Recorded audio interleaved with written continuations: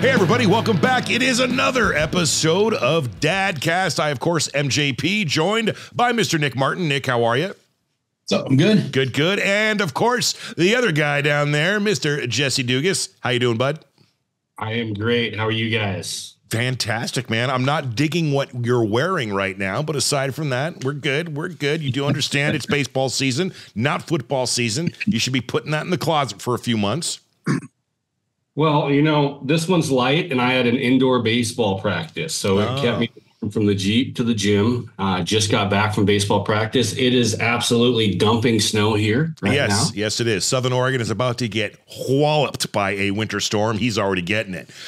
Today on the show, man, it's super duper. It's extra special because we have two incredibly awesome guests, and in no particular order, let's do some introductions. First of all, he's a very good friend of ours. He is lead guitarist for the band Saving Abel, our friend, our pal, the man, the myth, Mr. Scott Bartlett. How you doing, bud?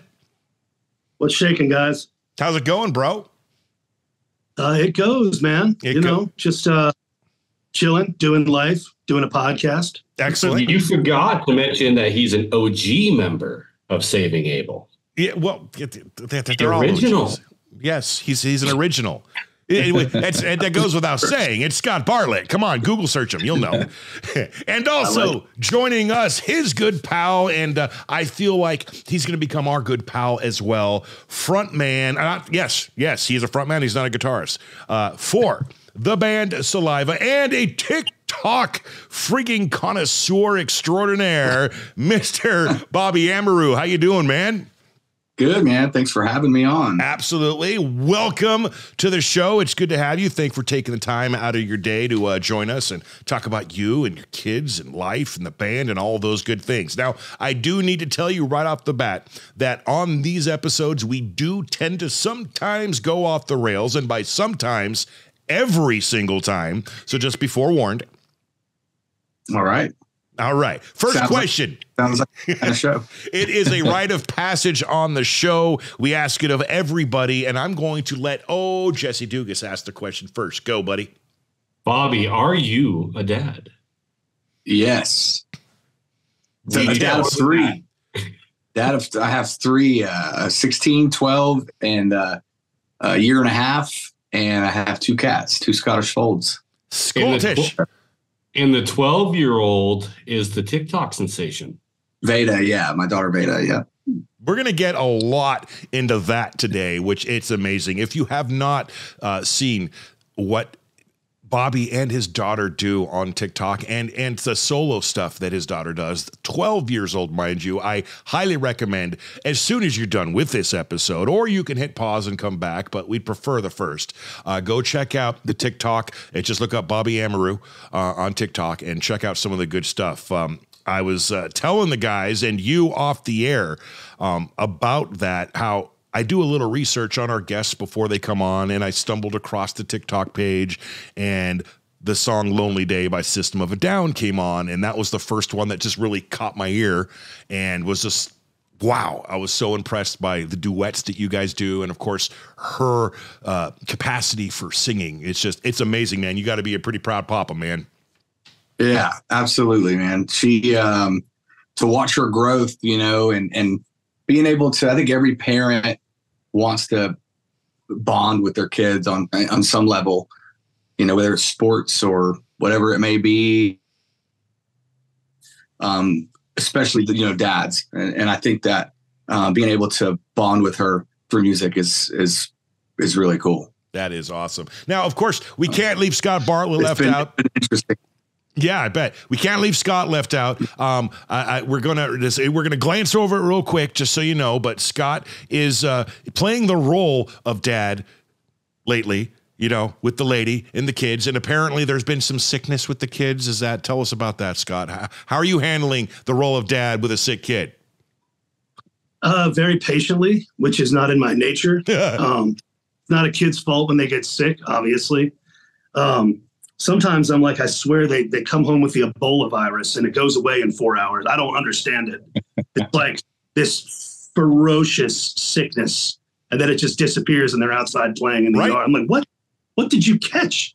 Like, how did you? And, I remember teaching And I taught lessons at the Baptist church, which in the Mid-South, that's its own podcast right there.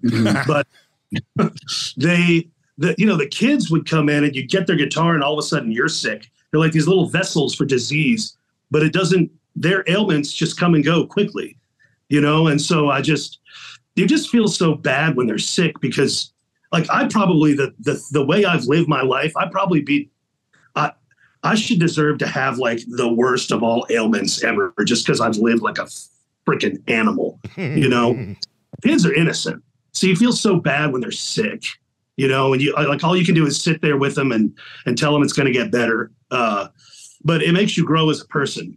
And I've actually been dating my girl for a year now and the kids live with me. So it's made me a better person, I think, just having to deal with it, Good. And as it should. I'm going to touch on the kid thing.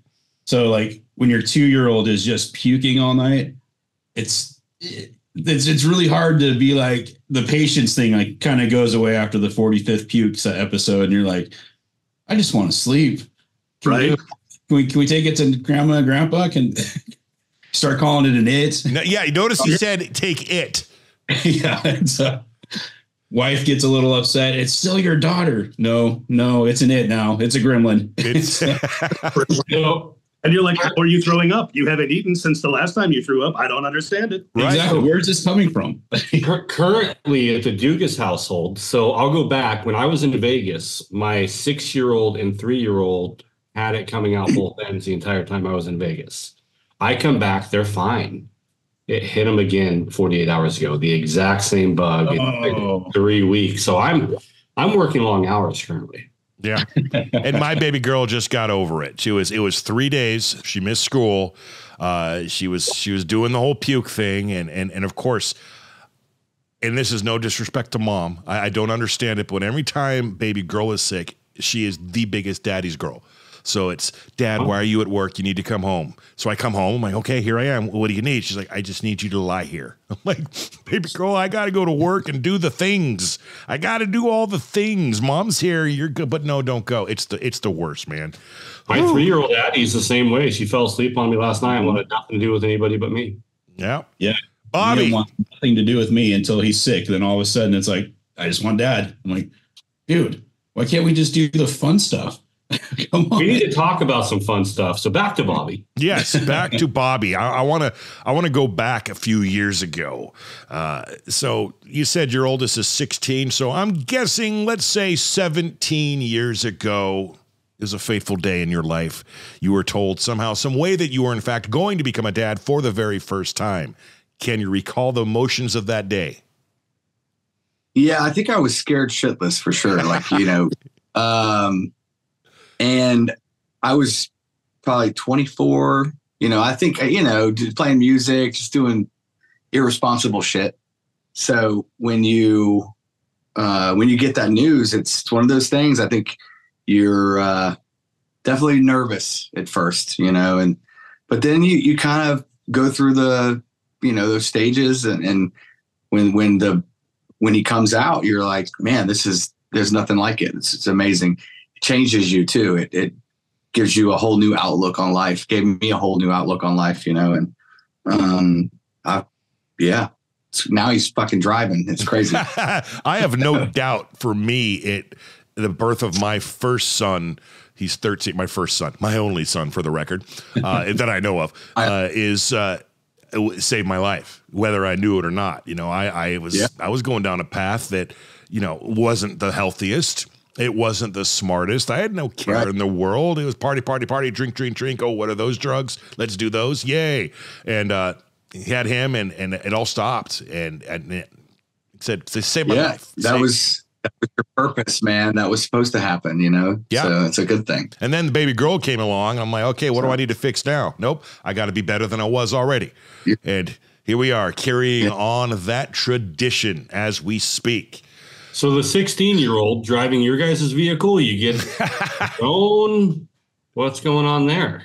That's an interesting one because he wasn't like when I was 16. I was like I couldn't wait to drive, but he's more like, yeah, I'm all right. I'll drive here and there. He's a pretty good driver. We worked with him when he was 15 and stuff, but he you know, his grandmother had a car she was going to give him. She's going to give him this like sweet little like BMW car, but it's a 5-speed. Oh. So he's like, he's terrified. He's like, he doesn't want to do it. He doesn't know how much fun that can be. Right. My first car was a 5-speed 86 Volkswagen GTI, dude. That was my first. Yes, sir. And I was like, man, I just went to like a bank parking lot and learned how to do it. It was fine. But, you know, you didn't have people on the road with their phones and all that shit at the time. So I think like now he's just his anxiety's up if he has to drive a 5-speed. So he's working on getting a car that'll make sense for him. But he'll be driving to school next year. They don't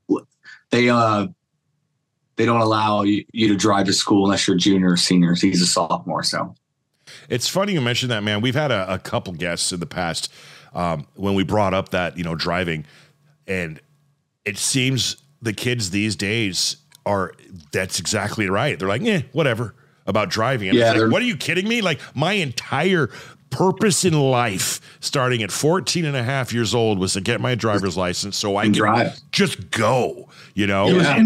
Dude, it was independence. You had to get away. Get the fuck out. It's like, I'm going to Malibu. Screw it. 30 minutes away. Let's go. And to this day, that was like a 45-minute circle from home to the beach to Malibu, Camarillo, back up, circle. Oh, man, it was the greatest thing ever. But now they're like, whatever, who cares? My first car, I learned to drive a stick. My big brother, 4-speed, 1983 Toyota 4x. Woo! I recommend all of you dads who have children that are about to become drivers, teach them the ways of the manual transmission.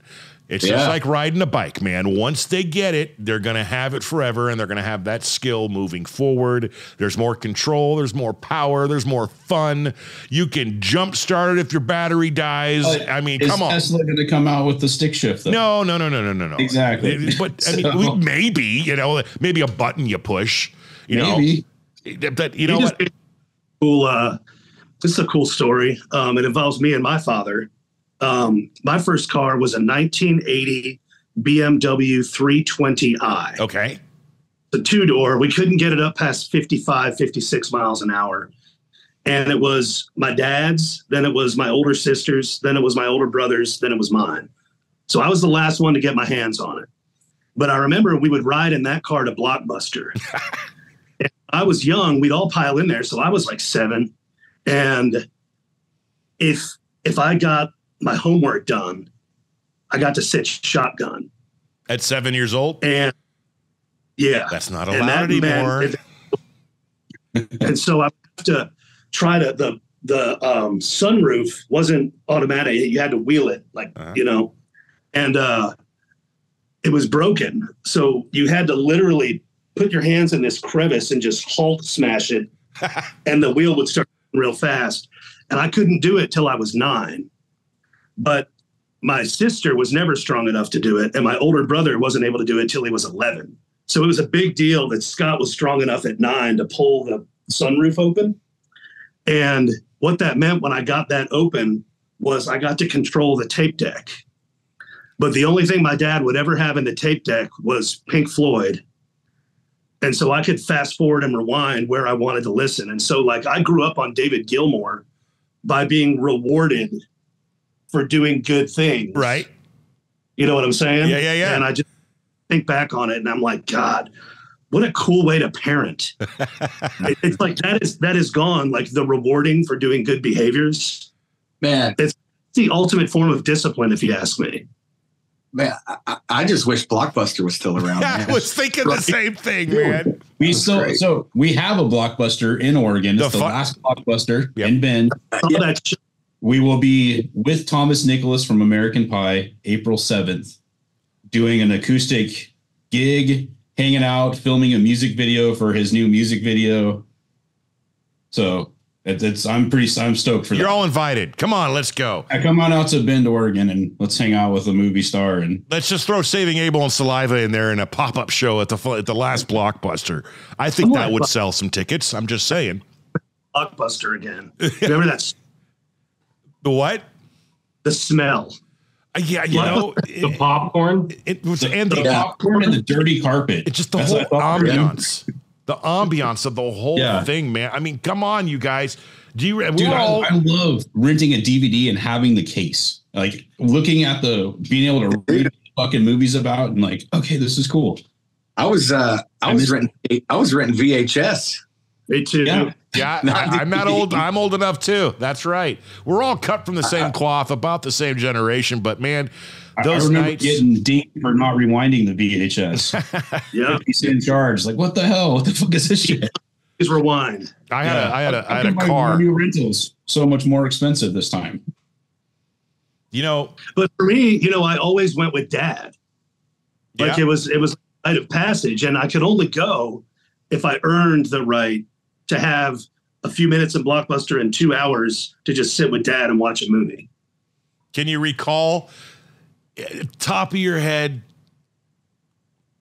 a movie or a moment that you did get at Blockbuster with Dad sitting on the couch watching? Airplane. Surely you can't be serious.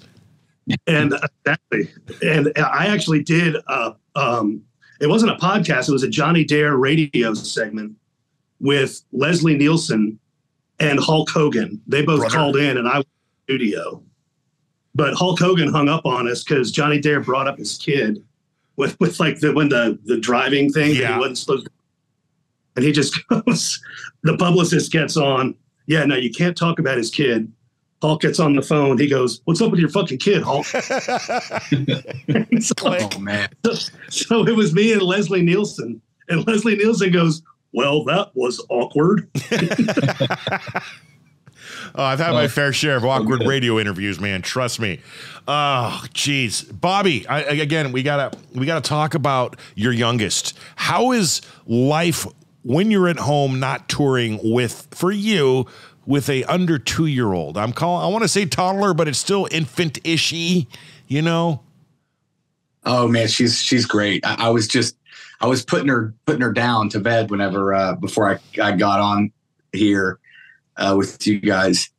She's amazing. She's at that age now where she's just like, Dada, Mama, Sissy. Like she's just talking, man, a lot and just walking around, getting into everything. But she's the sweetest, man. I'm a lot more responsible now than I was when I had my first kid, you know? So I think when you have a kid at, you know, at an older age, I think you're past all the stuff. You're past your 20s and all that, to where you're like, oh man, this is actually awesome. You know, you're not scared. You're prepared. Right. The evolution of fatherhood. Good, so it's weird when you get the feeling of it's more fun to be at home with the little ones doing shit with them than out at a bar or out at a concert even. Dude, it's like, 100%. It's like, it's so cool to see the stuff that they come up with. And you're like, fuck, that's awesome. Mm-hmm. My drunk buddies couldn't come up with that. Yeah, the creativity is through the roof, man. I just want to point out that Jesse, he wasn't frozen. Jesse likes, I'm calling him out during the podcast. He likes to do his other work while we're filming a podcast. Hey, I just made a post about this podcast with a screenshot of your mouth wide open. I know. I appreciate that. But for the record, I saw it. Inserted something, but that was like 5 minutes ago. It just went out. Oh, what? Jesus, man. So anyway, check out the social media. Dadcast Podcast on wherever you get your social media. Facebook, Instagram. Just follow Jesse Dugas for all the funny, fucked up shit he's going to post of whatever we're doing. All of it. Hey, so I have a problem, though. Nick has said 4 fucks, and none of us have said any. Yeah, and so, Bobby. I mean, what the hell? Why are you behaving so much? What the fuck, bro? I mean, it comes out. It just, I don't know. I think it might be only when you're in a car. I don't know how I would know that, but I just think so, you know? I'm not keeping count, you know? But Jesse is apparently. That's funny. Well, yeah, like I said, it's going to take a long time to break the record. I mentioned to you off the air that we had Lit, the band, on, and boy, it was fuckity fuck the whole time. And that was in the beginning of Dadcast, so I didn't know how to handle it. I mean, I knew how to handle it just fine, but coming from radio, I was like, okay, they're saying they're cussing too much, and this is a dad-oriented show. How do I do this? How do we navigate that? Now it's like, whatever. It's a podcast. It's life. Fuck. I've got some questions. Are we ready? We ready to get back to the interview section or what? What? Oh, you got a question? I do. All right, let's hear it. Bobby, education for your little ones, right? So it's, if I recall correctly, they're in an art school, correct? Yeah, my son to Douglas Anderson. It's like a high school. It's an art school. He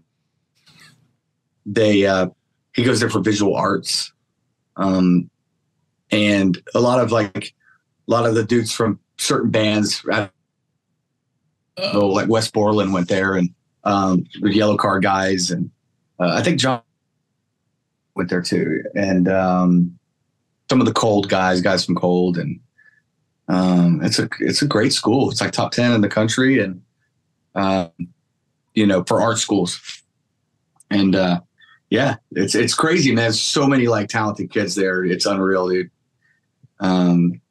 So, and my daughter Veda goes to an art school, middle school, which is kind of like the school you go to get into the high school. So she goes downtown to that one she's in for vocal, and then my toddler is currently homeschooled. So yeah. What's the with Veda? When did you realize that she was gifted? Because she's obviously gifted. I mean, millions upon millions of TikTok views and Instagram and Facebook views. You're a big part of that as well. But when did it click for you that I think got something? You can't you force talent. You can't really she just naturally has that thing, I think, that people are drawn to. There's a ton of great singers out there, but it's like there's something special I feel about her, though, that when we were working with Howard Benson, like the guy that produced her EP, he was like, I've worked with 100, singers, and he goes, most of them are not this prepared. Like it just kind of blew his mind at how prepared she was as a 12-year-old, who doesn't have a whole ton of studio experience working with producers. But yes, Dad did help her kind of work on a lot of that stuff. And I think all the stuff we've been doing has we've watched her grow, and but I don't think it was something that I always knew that she would sing and stuff and was always trying to, entertain us. And, over the years and growing up, but we never pushed her or pressured her. I think we just, when she was ready to start doing it, I was ready to work with her. And it was when my guitar player passed away last March. I had friends that were always telling me about TikTok. I had a friend, he has like over 1 million followers on TikTok, and he just kept saying, man, you got to be on TikTok, with Saliva and stuff like that. And I don't really know where to start, and I don't know that I want to do that. And then just one day I had her come in this room and said, hey, why don't we just record something and just throw it up and see what happens? And we did the 30 Seconds to Mars, just put it up, and I didn't even think about it, And then 2 days later, my son, he's the one that came to us and said, because he was on TikTok and shit. He's like, Dad, that video's got 400 views, or went viral or whatever. And I was like, what? And I went and looked, and was like, holy shit. He had 100 messages and, 10,000 likes and all this crazy thing. It just kind of, so I was like, all right, we'll do another one. And then we just kept doing it, and it turned into this thing, which is very positive and good. And, I get messages a lot from people, like dads and stuff as well, that are like, man, it just makes me feel good that you're able to do that. And a lot of them will spill their heart out and tell me stories about how they lost their kid in a custody battle or whatever it is. And so I do feel there is a lot of positive that her and I are doing by doing the duet stuff like that. And, because people love music, people are, we all love music very much, and it's part of our lives. And, be able to just kind of spread it around and do a bunch of different, genres and stuff too. It's just a good way to connect with people. So. Yeah, it's amazing, man. She's got so much talent. Again, go to TikTok and check out Bobby Amaru's page. I know TikTok, you got to be 13 years old to have your own account. So is there an account that we can check out for her coming in the future? So that was the other thing that we were battling with, was I was trying to make the account hers and with her name and stuff, but they have rules, and they would ban it. It would get banned if it was, but she does have one that I tag her name on every video. And, it's got followers, and there's just no post yet, so I was waiting for her to be turn 13 and then figure it out then. But, there's some crazy people out there, man. Yeah. Social media, and they send me some crazy shit. So I'm glad that I have control of that, and I'm able to oversee it, because when I get the crazy things, I'm just block, and move on. And it is overwhelming. I don't know. I've never experienced anything like this. Like when you open the app, it's just, I don't know where to start. It's crazy. That's because you're hitting people all over the world. So it's, one viral video, we put up a Pink song, I don't know, a week and a half ago. It's already at 12 million views. So imagine the likes, the comments, all this. You can never go through all. You can't go through it all. It's impossible. So, but we try to stay on top of it. I try to check it out and respond when I can and stuff. But is she aware of the view counts on the videos?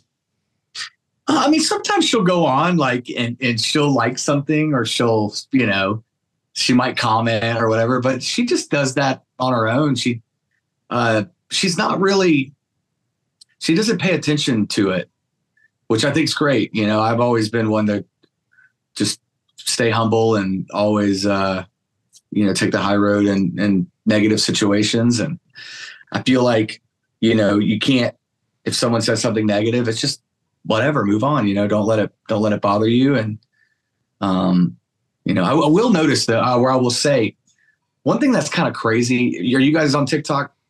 Yep. Oh yeah. So you'll see literally anytime there's a negative comment, it's the same thing.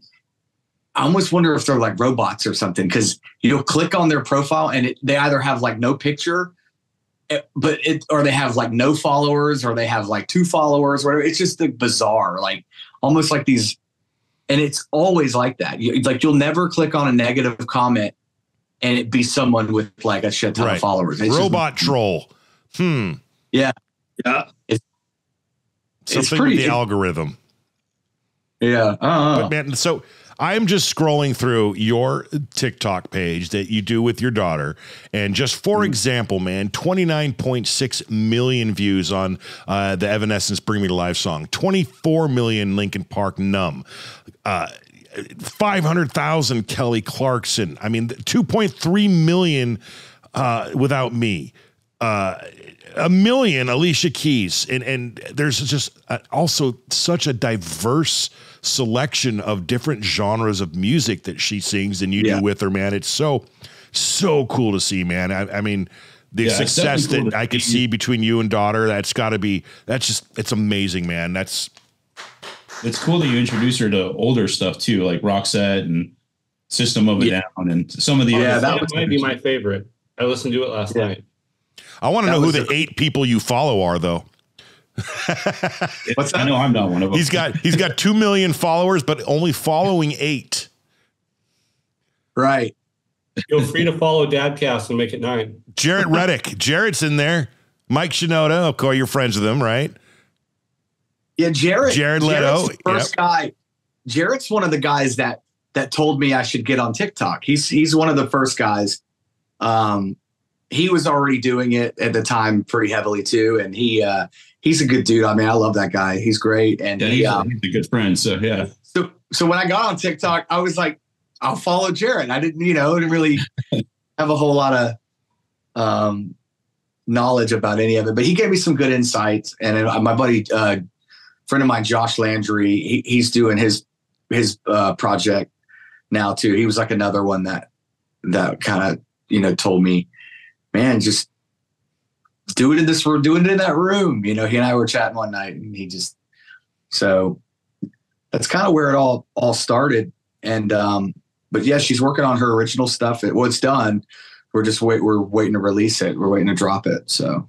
And so I'm doing a peeking through TikTok here, and Scott, I'm looking at your TikTok now, bud. We need to find you someone to do duets with.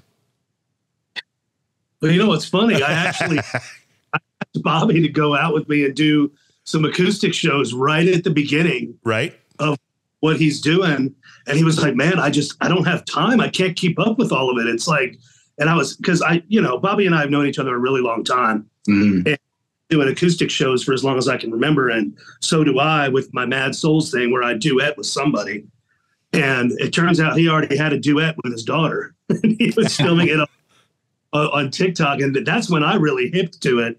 And I was like, dude, this is so cool. Like, it's way cooler than the Mad Souls. Maybe you should do some kind of theme, Scott, like where everything you do in your videos is shirtless. I mean, something, right? You don't have a triple nipple? Okay, yeah, and make a second account that's called that. Triple nipple? Triple nipple, yeah. And we've gone off the rails. My fault. Sorry. So knowing Jared, have you done his podcast yet with Gary, the Rockstar Dad Show? I did, yeah. Okay, right on. I have. So that's our brother podcast. That's we always shout each other out at the end of. We're supposed to. Sometimes we forget, but we shout each other out at the end of our episodes. Right. Yeah. He. Well, when Scott told me about this, I was like, wait, I think I may have done that before. he was like, no, it's a different one or whatever. I was like, oh, okay. But yeah, I had some fun on that too. That was great. Yeah, no, Jared's awesome. Gary's pretty cool too. I know I've known Jared a lot longer, and then met Gary through that podcast. But yeah. Well, I'll say that, having taught lessons for so long, you see a lot of these kids that come in. You can tell they're not into it, and it's like their parents trying to push it on them because music's supposed to be good for them and whatever. But it's like he just said, or Bobby said, you can't force or teach talent per se. And I mean, she's obviously so talented. What I like is that it's so carefree, the environment, when you all do these duets. Like, nothing seems forced, contrived. It's just like dad and daughter singing together and kicking ass at it. Yes. And it's not overproduced. I mean, it's just honest. I think it's one of the best things I've seen in a long time. Man, I appreciate that. Yeah. And that's all, like, honest. That's it. That's all we try to do is, not do anything more than that, but also like give her the freedom to kind of do her thing, and that's, and a lot of the stuff too, and, not stick to one specific genre. Cause you'll notice like a lot of her fan bases, and it's all over the place, man. It's, and plus you start gaining a lot of the pop fans and stuff, people that they may not listen to a lot of rock. So is rap next? What's up? Is rap next? I don't know. Probably not. I'm like, come on, little NWA action, some Straight Outta Compton. Right. Why not? Right. Yeah. You can ease into it with some Sum 41. You just do a little Fat Lip. Oh, dude, yeah, I love Sum 41. But we did this song, Eminem. She'd sound good doing that one. Something like that could be cool, man. Yeah, but like, we kind of dabbled a little bit with the country thing, but not like we did like a Lady A song not too long ago, and then like she'll do a couple like Taylor Swift things, but the Taylor Swift stuff's more on the pop realm.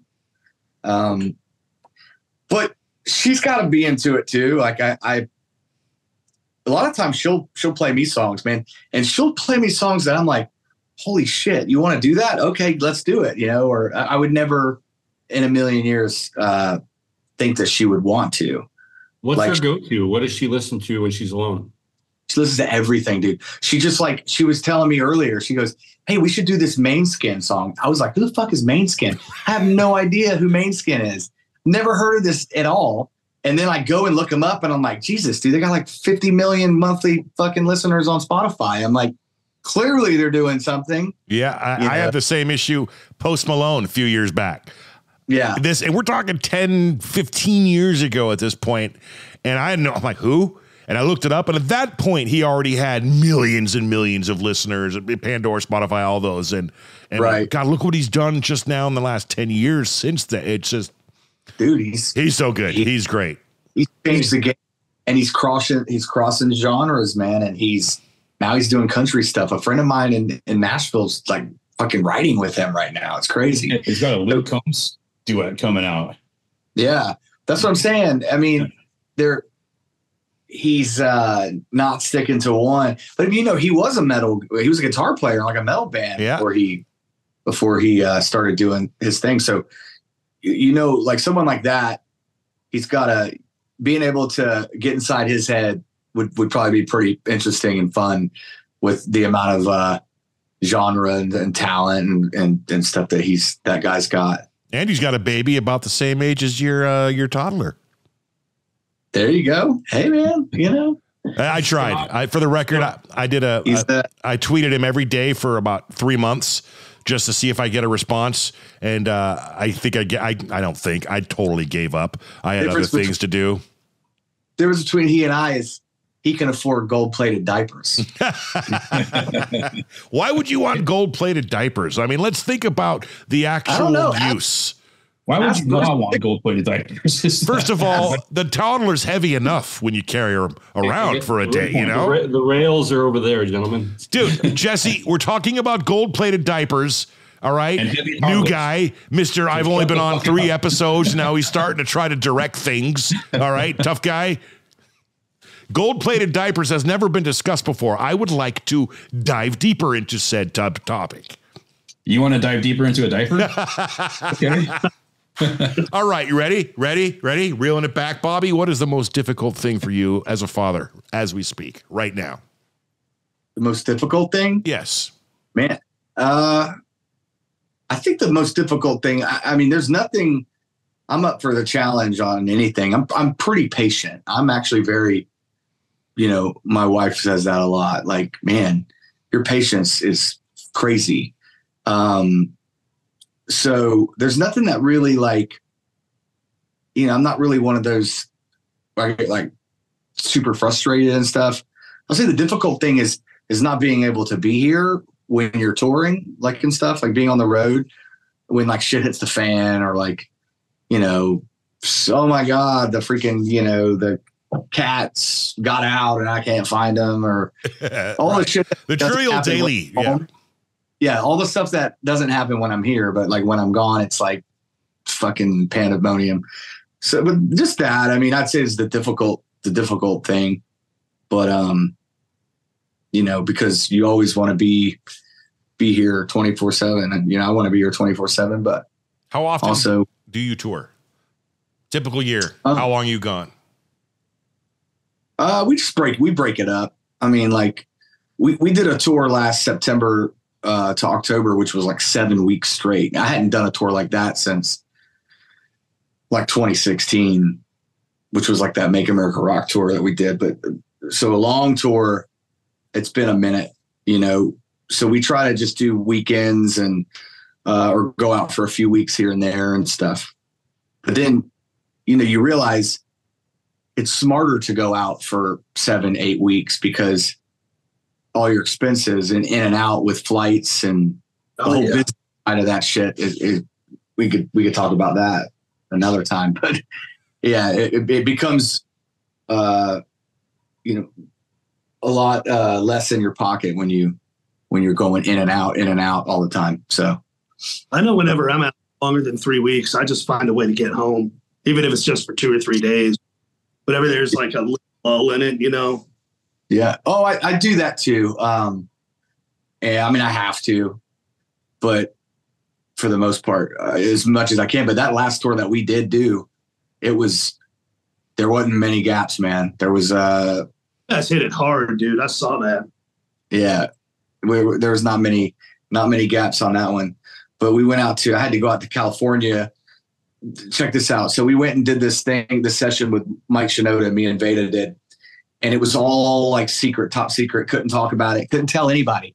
Everyone's like, why is Bobby going to, because the band was going to Vegas and I had to fly out of Arizona to LA. And I was like, oh, I have to go to LA because I got to go fucking, I'm going to go fucking Uber drive for like 2 days. I got to do a thing. So I got to go make some extra money because this fucking tour is making me go broke. So I literally, we had just played 3 shows in a row and then we had one day off and I flew on the day off, got to LA and then went right into the studio and did the session with Mike. And we were there for like 6 hours. And I was like, looking at my watch, I'm like, holy shit, we have a show in Vegas tonight. Like, I don't know if I'm going to make it, And I never said anything. I never told them. I never told his people, his management, all are there. I was just like, yeah, man, it's great. Love being out here. It's fucking awesome. And I never said anything about having a show that night because I was not trying to be the one that was like, I got to write Rush or whatever. So I was like, I'm singing with fucking Mike Shinoda from Linkin Park. I'm not going to show up to Vegas if that's what happens. But then when we got done and it was like, oh, we took our pictures, did the hugs, all that stuff. I was like, all right, Mike, you're awesome. But I have to I have a show with Saliva in like 3 fucking hours. So jetted to the airport, jumped on a plane, landed in Vegas at 10 p.m. And our stage time was like 10:45 or something, dude. I literally got there and had 5 minutes before we went on stage. If we could define rock star, that's what you call coming in hot. Yeah. It was about as Axl Rose as you've ever seen. Man, you probably could have drove there faster than getting to the airport, flying, getting in there. I mean, LA to Vegas was 2.5, 3 hours. It was like a 45-minute flight, man. It was nothing. Yeah. You were up and down, but it was just the time. Like the flight didn't leave until later or whatever it was. That was like the last one out that I could take. And I remember just cutting it close. He's been like, Mike, you got a private jet by any chance? Because here's the deal. Yeah. No, that was great. Has Saving Abel and Saliva ever shared a stage together, or or performed like same night type thing? Make America Rock tours, didn't you? How many you think, Bobby? Oh man, 500. I don't know. I mean, we've played a lot of shows together, and I got in the band 13. I'm in my 13th year actually, and some of the first shows that I did were with them, and that was back when they still had Jared. And then, that was it's been we play a lot of shows, a lot of tours, a lot of fun times too. Share a story that no one knows. Come on, give it to us. Scott is one of my favorite people in the music business, and he knows that. I have a funny story. Let me see. I remember we were making our Rise Up record, and we had a house we rented in Nashville. Yeah, Nashville. And he came over. I remember he was in like the living room and stuff, and he was just playing his guitar, and meeting, hanging out with him and stuff. Where did we go down? We met you downtown Nashville too at some bar. What bar was that on Broadway? It was we talked about this earlier. My buddy owns the Stage. That's it. Yeah. Yeah. That was it.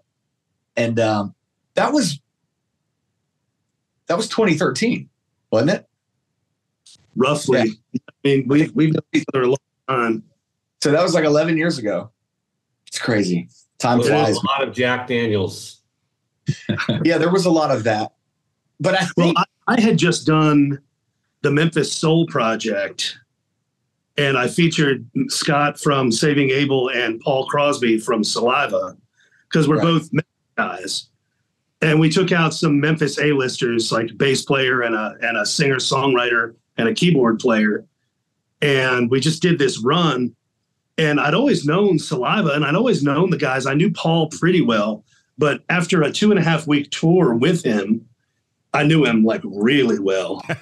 And he went back and was hanging out with the Saliva guys. And he was like, dude, that Bartlett guy parties, man. Like, oh, my God. No. We were working on, I think it was the Miss America record with Skid in Nashville. Yeah. And I hit up Paul, and he was like, yeah, you got to come over and say hi to everybody. That's the night that happened. And, you know, you want to talk about some stories. Paul's got some stories from that. That's its own animal. That's its own podcast. Yeah, dude, he is definitely, he has some of the best stories, actually. Some of the best. Yes, too. He has what? A lot of kids. Yeah, like 6. Well, sign him up, man. Let's go. Half as many as Nick had this morning. Right, I know. Yeah, Nick's had 3 kids since we started this podcast, for the record. Oh, shit. Fuck you. All right, the guys, gentlemen, man, it's flying. We're running out of time. Normally, we do this segment called the Fast 5, but I'm going to change it up for you on the fly. We're going to do a Fast 3. Each of us get a question for each guy. Nick, go first. What was it like going from having Beta would have been like 10 when your toddler was born? What was that like, kind of starting over, basically? You worry sometimes with the, will there be jealousy? I think the fact that Beta was like older already and not like a young toddler, it made that transition easy. And honestly, both kids embrace baby A like they love her to death, man. So they're always doing stuff with her, and it's a big help, actually, because I could say, hey guys, why don't y'all put her in her bike and walk her down the street? And they'll do it. They get her in their bike, they suit her up, and she's ready, because she's toddlers are, man. They want to party 24/7. It's like, you got to go to bed now. And they're like, fuck no. They start freaking out, but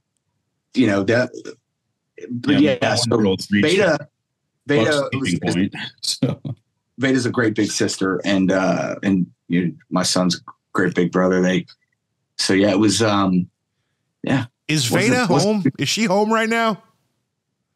She is not. I took her to a friend's Friday night place, up the street. So she's got to do 12-year-old shit, man. And she's I know. I was totally going to put you on the spot and say, come on, man, put her on camera real quick, but you got away with one.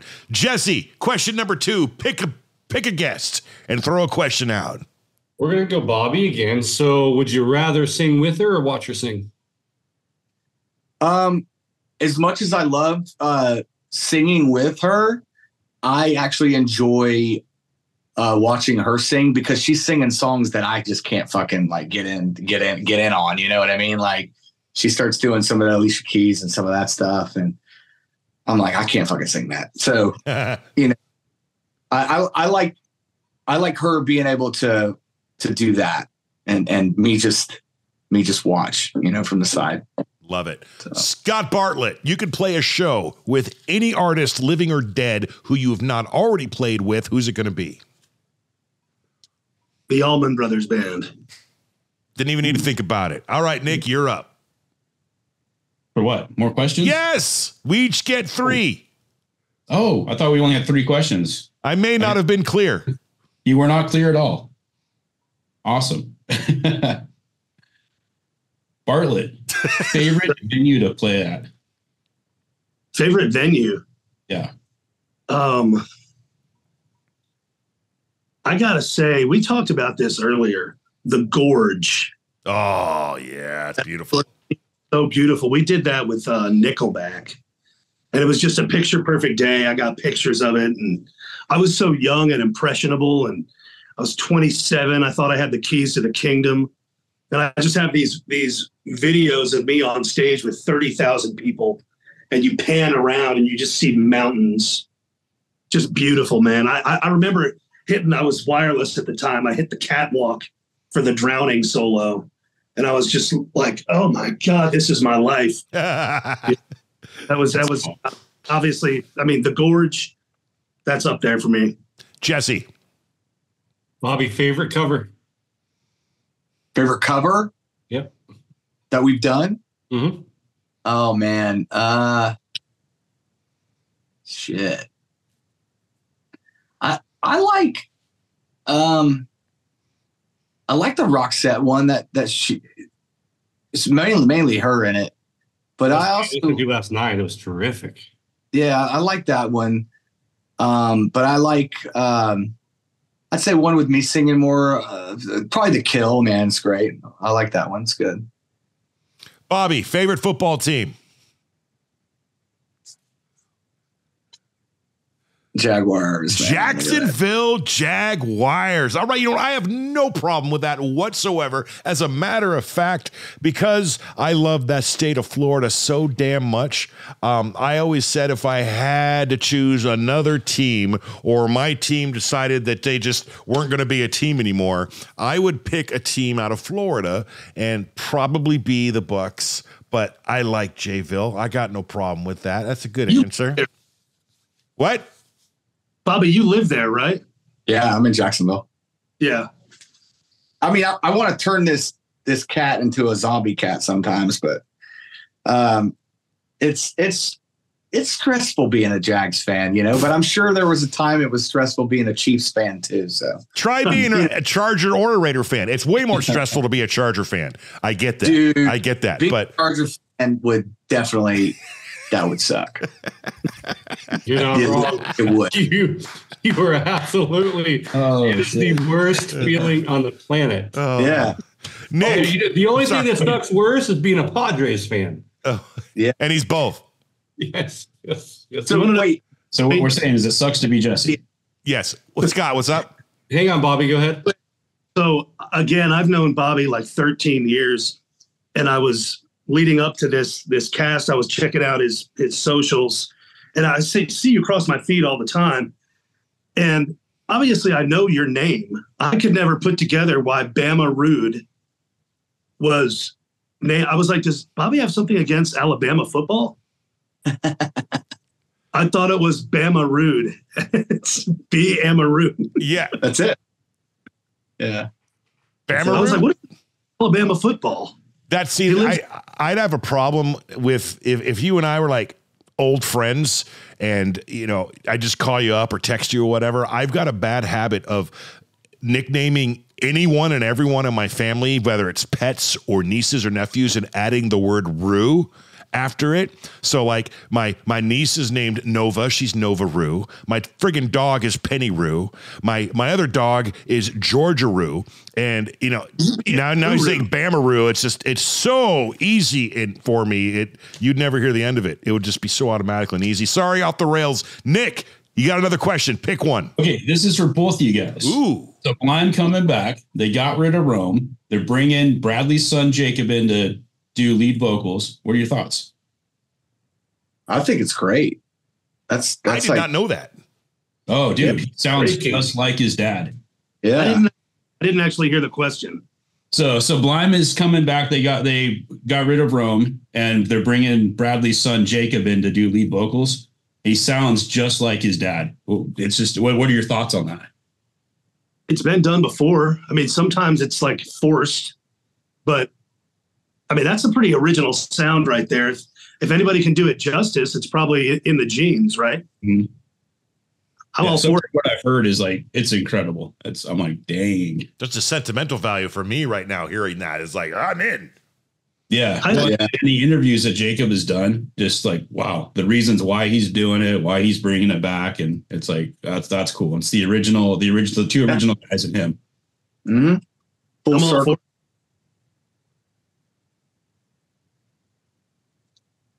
This is where no one talks. I was waiting for Bobby to get a response. Oh, I just saying full circle. It's just great. I think gotcha. yeah, it's his dad would be super proud of that. That's awesome. Jesse, last question. Both of you, what's up next? That's a little. Well, I'm going to go make a couple bottles, milk bottles, and, get my diapers ready for tomorrow, all that stuff. I've got just some kind of meetings, and I don't know if I told you all. I think I did. I bought a studio in Memphis, and it's massive. It's 12,500 square feet. And I just found out we partnered with Stax Recording Academy, which is some of the best musicians in the world. And we got some people that are really hooked up in the sync world. And they want somebody to kind of write like Red Dirt Country for placements and stuff like that. And I think they might put me on retainer. So I'm going to take that meeting tomorrow. In the short run, that's something I'm definitely really into. And, still writing and waiting on some things to go down with Saving Abel. That's about it for me. Nice. All right. And in a very, very, very immediate future for you, Scott Bartlett, you are currently sitting in a 2-bedroom penthouse suite at some casino hotel that I forgot the name of. If I were to send you $500 in Venmo as soon as we're done here, you're going to let me know if you hit and split, right? I would 100% do that. All right. I don't ever win, so I quit gambling. You're a liar, your feet stink, and you don't love Jesus. It's because of me, unfortunately, that you seem to win all the time, or at least real well lately. So what was that, Scott? I know you're a liar because I know your host, and I talked to him. Yeah. Boom. For the record, Bobby, this guy just won $16,000 on a slot machine in Super Bowl weekend in Las Vegas at a machine that I was supposed to be at with him. Okay, that's not entirely true. But and he FaceTimed both of us to gloat about it. Yeah. Well, yeah, he won. I got it like 17 times. You mainly got 1 or 2, but you're not even telling the whole story. It was a $16,500 hit, and then I took $1,000 of that to the blackjack table and turned that into 3 more, and then bounced. And I said, "Hey, dude, I'm so proud of you." JP cried like a little baby twice. I even went to bed in the freaking fetal position. I was so upset. That wasn't even the best part of the trip. I mean, this. Yes. Show the world that, dude. Show the world that. Seriously. So I went to Vegas to handle marketing. We don't need those details. All right. So Jim McMahon, it's his event, quarterback for the Bears. At the end of it, this was brought up to him. It was signed by everybody that was there. They had 5 of them. The other 4 all auctioned off for a ton of money. And he's on crutches right now because he's injured. And he goes, "I need someone to carry this for me." And I go, "Jim, I'm happy to carry it for you. Unless you just want to give it to me." And he gave it to him. And that's signed by how many people? I think there's 80 something on it. All Hall of Famers in all different kind of sports. Yeah. So it's got 10 NFL Hall of Famers, 7 MLB Hall of Famers, a bunch of UFC people on it. It's big. It's pretty awesome. That's awesome. And I told you about that FOMO. So it hangs out right there for a little while. That is awesome. Party people, he is Scott Bartlett, guitarist for the band Saving Abel and doing a lot of incredibly awesome things. Scott, thank you so much for coming on the show, man. We appreciate you. We love you. We will talk obviously soon. Thank you. Yep. He is the other man of the hour, Mr. Bobby Amaru, front man for Saliva and TikTok man extraordinaire. I want to leave you with one final question for you, Bobby. And it's one of the more important questions I like to ask on this show. That is, unless Nick or Jesse has anything else. Nope. All right. What is one piece of advice that you would give to any brand new father or soon to be father? I would say embrace it, because it doesn't last forever, man. It does not. Like, they grow up. I can remember Veda literally being born, and it felt like 2 weeks ago. Right. And now she'll be 13 in July. So it's like, and then my baby now, Aurora, that felt like yesterday. and she's already chasing everyone around. So I would say embrace it, enjoy it, and life is short already, and love it. Just make the time count that you're there. When you're with them, because a lot of dads work on the road and stuff like that. So it's like when you're home, just make it count. Be there. That's good advice. Yeah, it is good advice. I mean, I get it. My wife and I started over. I've got a 22-year-old, a 16-year-old, a 6-year-old, and a 3-year-old. Yeah. So I feel you. Nick has, he ranges from 25 to 1. Yeah. And what? There's 5 point. And there's 85 of them in between. Who knows? Well, there's 5.6 million people in the state of Oregon, and Nick's let's just say like I'm a pro athlete minus the talent and the money. Oh, once again, check out Bobby Amaru on TikTok. Bobby Amaru, check out his just incredibly awesome, talented daughter and himself doing their thing on there. You will not be disappointed. Check out Scott Bartlett, savingabel.com, and SB Creations, right? Scott Bartlett Creations, yes, sir. And is there anything else you gentlemen would like to promote while we have the time? All good here, man. Check out grindlifestyle.com. And, of course, check out our brother podcast, The Rockstar Dad Show with Jarrett and Gary from Bowling for Soup. Yes, good stuff. You'll love that show. It is amazing. Once again, Scott, thank you. Bobby, thank you so much. We appreciate the time. I look forward to doing another one in the future with you so we can talk about your other kids.